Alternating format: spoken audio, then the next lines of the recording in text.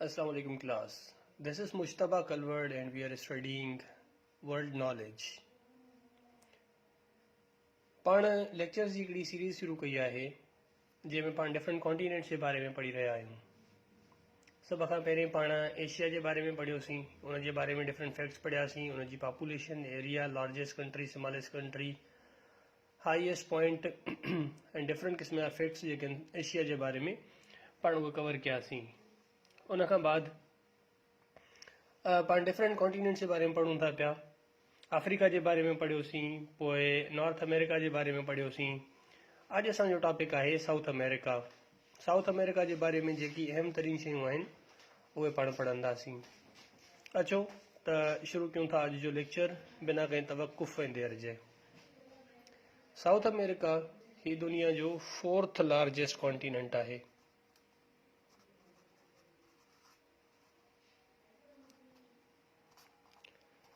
UN जे मुताबिक़ 2020 में हिन जी जेका पॉपुलेशन हुई ही आहे 43 करोड़ 15 लख 61,027 पर्सन या माण्हू। अगर ॻाल्हि कई वञे परसेंटेज जी त हिन खिते में, हिन कॉन्टिनेंट में, हिन खंड में टोटल दुनिया जो 5.53%, 5.53% आबादी, टोटल दुनिया जी 5.53 सैकड़ो आबादी हिन खंड में मौजूद आहे या रिहाइश पज़ीर आहे। अगर ॻाल्हि कजे हिन खंड जे टोटल लैंड एरिया जी त हिन जो टोटल लैंड एरिया आहे 1 करोड़ 74 लख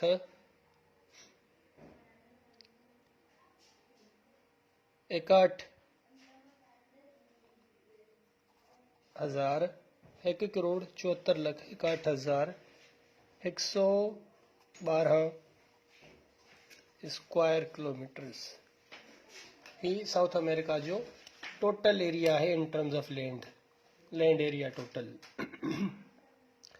अगर पॉपुलेशन डेंसिटी की गाल कई वञे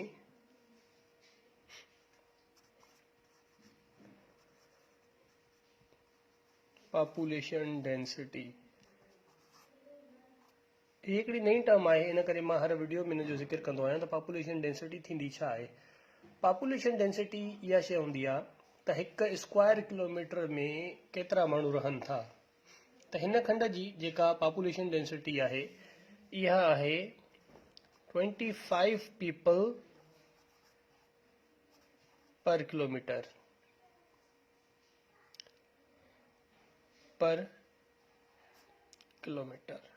हिक किलोमीटर जे अंदर 25 माण्हू, सिर्फ़ 25 माण्हू रहाइश पज़ीर आहिनि। 2020 में हिन खंड में सिर्फ़ 12 मुल्क मौजूद हुआ। उहे 12 मुल्क कहिड़ा आहिनि पाण उन्हनि जा नाला लिखूं था। Argentina,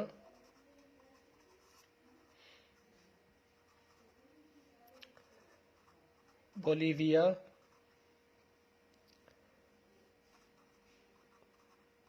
Brazil, Chile, Colombia,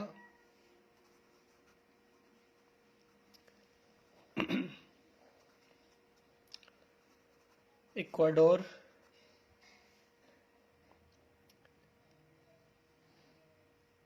Guana,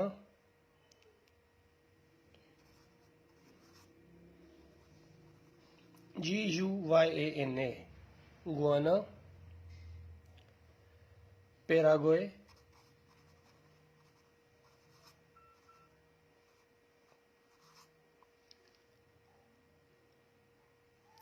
Peru,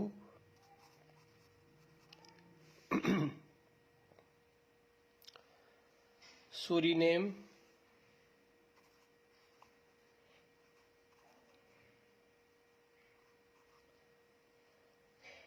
Uruguay,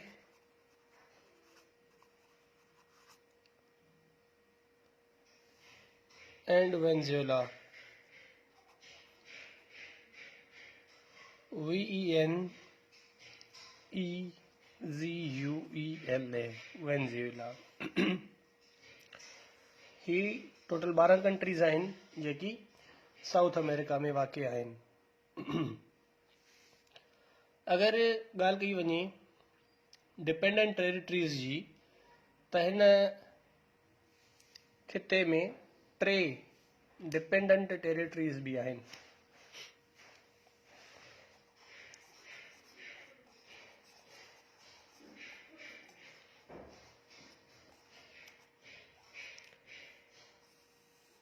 हिन खिते में 3 डिपेंडेंट टेरिटरीज़ आहिनि जेके मुख़्तलिफ़ मुल्कनि जी मलकियत आहिनि. जंहिंमें पहिरें नंबर ते फ्रेंच गुआना आहे, GUIANA, फ्रेंच गुआना. ही फ्रांस जी मलकियत आहे. सेकंड फाल्कलैंड आहे.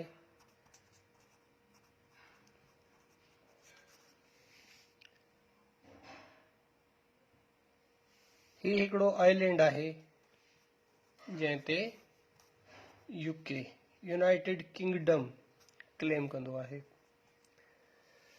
थर्ड आहे south Georgia and south sandwich island.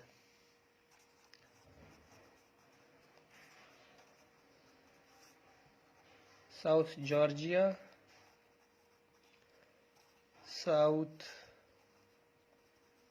Sandwich ही एक आइलैंड आहे. हिन ते बि UK क्लेम करे थो. ही 3 डिपेंडेंट टेरिटरीज़ आहिनि साउथ अमेरिका कॉन्टिनेंट जूं. अगरि ॻाल्हि कजे land locked countries ji,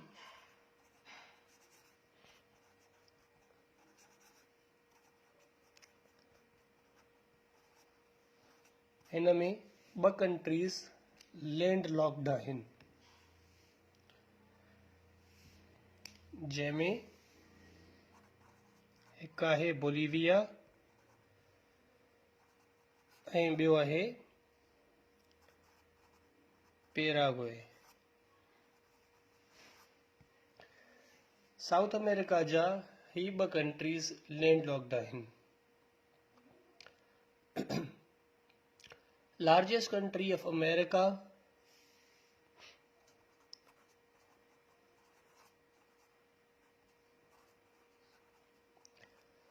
largest country of South America in terms of population plus area, ही आहे Brazil.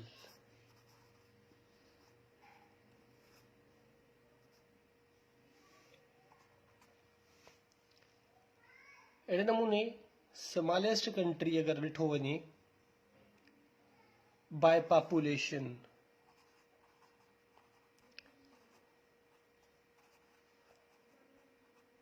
smallest country in terms of population, त ही आहे सूरीनेम. ही साउथ अमेरिका जो आबादी जे हिसाब सां नंढे में नंढो मुल्क आहे.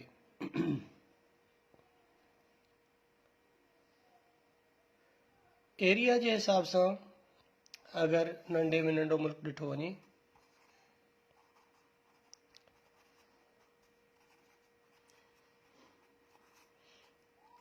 smallest country in terms of area, it is Guyana.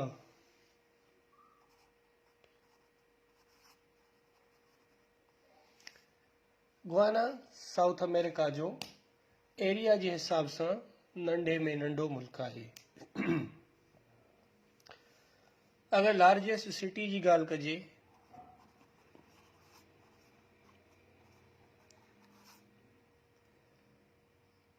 largest city of South America in terms of population is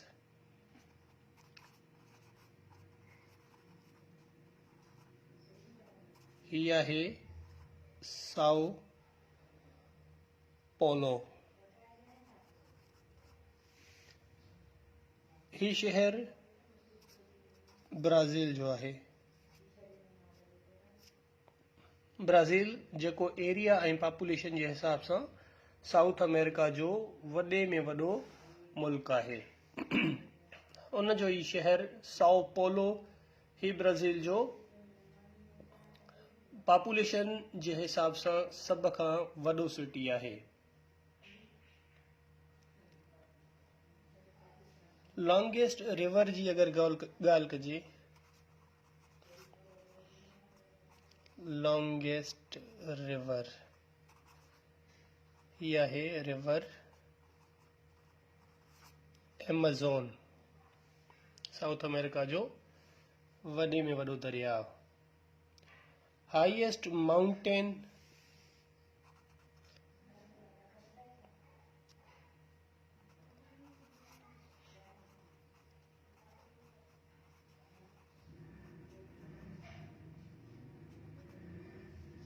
ही आहे अकंकागुआ।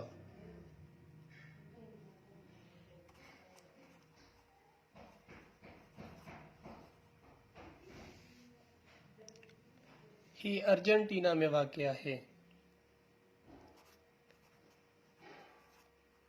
अर्जेंटीना ही साउथ अमेरिका जो वॾे में वॾो माउंटेन आहे, हाईएस्ट माउंटेन।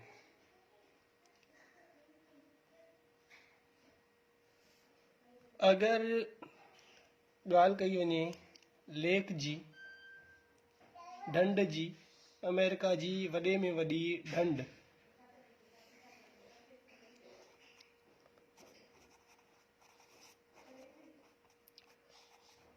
लार्जेस्ट लेक कहिड़े हिसाब सां? Surface area plus volume. त इन लेक जो नालो आहे टीटीकाका। ही साउथ अमेरिका जी वॾे में वॾी लेक आहे।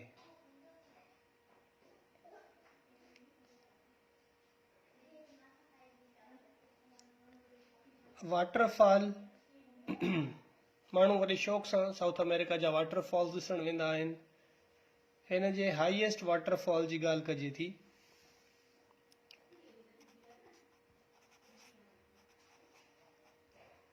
हाईएस्ट वाटरफॉल, हिन जो नालो आहे एंजल फॉल्स।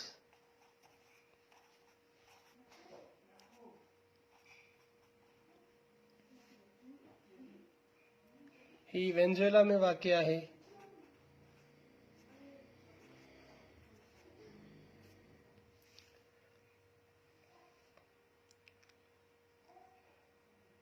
अगर ड्राईएस्ट प्लेस जी ॻाल्हि कई वञे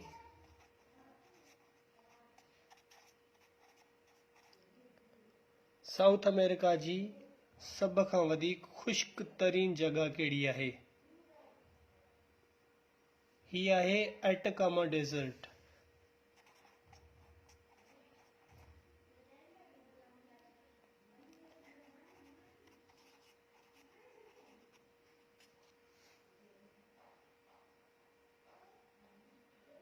ही तक़रीबन उहे सभई अहम शयूं पाण अॼोके लेक्चर में इंक्लूड करे छॾियूं आहिनि जेकी साउथ अमेरिका जे बारे में कंहिं बि एग्ज़ाम में अची सघनि थियूं। उन्हनि खे पाण MCQs पॉइंट ऑफ व्यू सां तक़रीबन कवर करे छॾियो आहे। ही अहम तरीन शयूं आहिनि जेके हिन कॉन्टिनेंट सां तालुक़ रखनि थियूं। अचो त अॼु असां थोरो ॾिसूं था त एग्ज़ाम पॉइंट ऑफ व्यू में कहिड़े क़िस्म जा MCQs अची सघनि था ऐं उन्हनि खे पाण कीअं सॉल्व करे सघूं था। हाणे जेको पहिरियों पॉइंट आहे इन में सवाल पुछियो वञी सघिजे थो त राइट अबाउट या which continent is fourth largest continent in the world. त यकीन पंहिंजो जवाबु हूंदो South America is the fourth largest continent in the world. या यूनाइटेड नेशंस जे मुताबिक़ 2020 में साउथ अमेरिका जी पॉपुलेशन घणी हुई? जवाब पंहिंजे साम्हूं आहे। 43 करोड़ 15 लख 61,027 माण्हुनि ते मुश्तमिल साउथ अमेरिका जी आबादी हुई। ॿियो सवाल अची सघे थो, what percentage of total population in the world is occupied by South America? So the answer would be 5.5% population of the whole of the world is occupied or concentrated in America. Land area. What is the total land area of South America? इन में पंहिंजो जवाब हूंदो 1 करोड़ 74 लख 61,112 square kilometres. हाणे हिते हिकिड़ी शइ यादि रखणु ज़रूरी आहे त जॾहिं बि पाण कंहिं कंट्री या कंहिं कॉन्टिनेंट या कंहिं सूबे जी एरिया जी ॻाल्हि कयूं था त उते स्क्वायर किलोमीटर्स में इहो एरिया काउंट कयो वेंदो आहे। पॉपुलेशन डेंसिटी, इन सां रिलेटेड सवाल कुछ हिन क़िस्म जो थी सघे थो। What is the population density of South America? So the answer would be there is 25 people per kilometer is population density of South America. या पाण खां क्वेश्चन पुछियो वञी सघिजे थो त how many countries are there in South America? So we'll answer it as there are total 12 countries in South America. How many dependent territories are there in South America? So we'll answer it. There are 3 dependent territories in South America. What are they? French Guiana, it is occupied by France. The Falkland Island, it is occupied by UK, or it is claimed by UK, and the South Georgia and South Sandwich Island, it is also claimed by UK. How many landlocked countries are there in South America? There are 2 landlocked countries in South America. Name या हिकु इन क़िस्म जो इहो same question हिन क़िस्म जो थी सघे थो, नेम 2 landlocked countries in America, या इन्हनि मां हिकिड़े मुल्क जो नालो उते ॾिनल हूंदो, ॿिए मुल्क जो नालो पाण खां पुछियो वेंदो। इन जो क्वेश्चन हिन क़िस्म जो ठही सघे थो, Bolivia and dash dash are 2 landlocked countries in America. Bolivia and Paraguay are dash dash and Paraguay are 2 landlocked countries situated in America. So the answer would be Bolivia and Paraguay are 2 landlocked countries situated in South America. The largest country in terms of population and area in South America is Brazil. या इन्हनि मां को हिकिड़ो option अची सघे थो। The largest country in terms of population lies in South America is देश Brazil, या सिर्फ एरिया जे हिसाब सां पुछियो वञी सघिजे थो। The answer would be same, Brazil. Smallest country in terms of population, so the answer would be Suriname. Smallest country in terms of area, so we'll answer it as Guyana. इन खां अलावा ही ॿिया हेठि सवाल ॾिनल आहिनि, इन्हनि जी वर्डिंग फेराए करे कुझु बि पुछियो वञी सघिजे थो, पर ही चंद अहम ऐं मुख्य शयूं आहिनि हर कॉन्टिनेंट जे बारे में। अॼु साउथ अमेरिका जे बारे में पाण पढ़ियोसीं। अगरि इहे चंद पॉइंट तव्हां ज़हन नशीन करे छॾींदव त इनशाला कंहिं बि एग्ज़ाम में इन सां रिलेटेड कोई बि सवाल ईंदो तव्हां इज़ीली उन खे क्रेक करे वेंदव। इहो असांजो अॼु जो लेक्चर। इन में अगरि का कंफ्यूजन को क्वेश्चन वग़ैरह आहे तव्हां पुछी सघो था। Thank U.